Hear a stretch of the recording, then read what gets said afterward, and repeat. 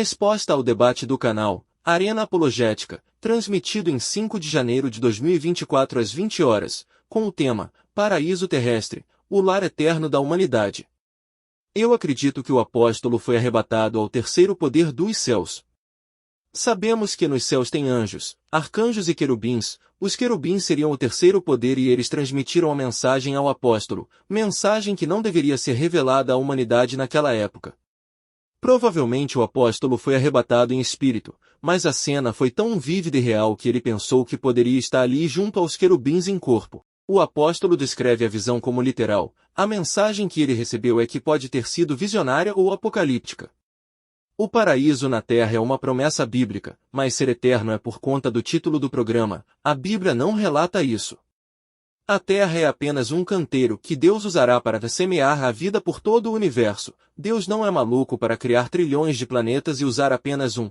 O dia que o combustível do Sol acabar, não estaremos mais aqui e a humanidade já estará presente em muitos planetas, e o paraíso será universal e não apenas terrestre. Aqueles que reinarão com Cristo terão que ser santos, como relata Apocalipse, é como uma corrida e aqueles que chegam primeiro, apossam-se do reino. Todos são convidados, mas poucos escolhidos, pois o critério é a santidade.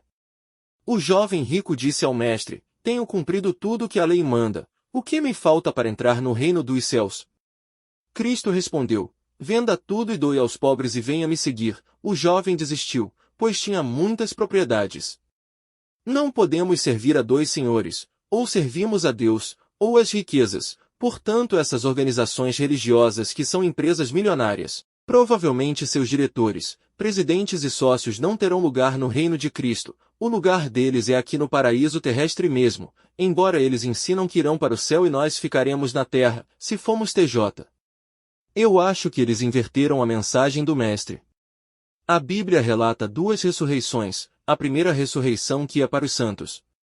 Feliz e santo é todo aquele que faz parte da primeira ressurreição, serão sacerdotes de Deus e de Cristo e reinarão 1000 anos.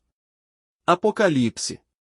Quando o apóstolo disse, nem todos nós morreremos, ele estava se referindo àqueles que fazem parte da primeira ressurreição, visto que ele disse isso à igreja daquela época e todos os cristãos do primeiro século já estão mortos, para que alguns não tenham morrido, pois o apóstolo disse para eles, nem todos nós morreremos. Seria necessário que alguns deles, no mesmo instante da morte já recebessem uma ressurreição instantaneamente, assim eles não viriam à morte e se cumpriria a profecia do apóstolo que nem todos morreriam.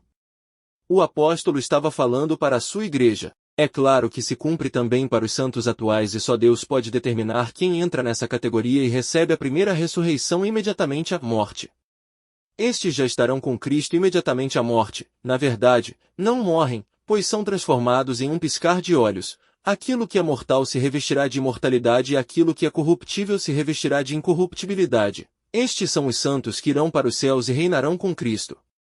A segunda ressurreição é para todos, cristãos e não cristãos, justos e injustos, associados ou desassociados de qualquer grupo religioso, todos terão direito à segunda ressurreição, pois haverá uma ressurreição de justos e injustos. Cristo e os santos reinarão a terra e todos, cristãos ou não cristãos, justos ou injustos, estarão aqui no paraíso na terra e terão a oportunidade de regeneração e viverem eternamente. Este é o objetivo do reino de Deus que será formado por Cristo e 144.000 que é um número simbólico, podendo ser mais ou menos, pois o critério é a santidade.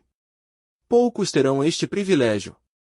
Deus não poderia ressuscitar injustos mortos e destruir injustos vivos. Seria uma incoerência. Portanto, se você tem um familiar que morreu na delinquência e vícios, fique em paz, ele não estará em um inferno, apenas não recebeu a primeira ressurreição, está dormindo na morte, aguardando a segunda ressurreição. Em verdade te digo hoje, estarão conosco no paraíso na terra.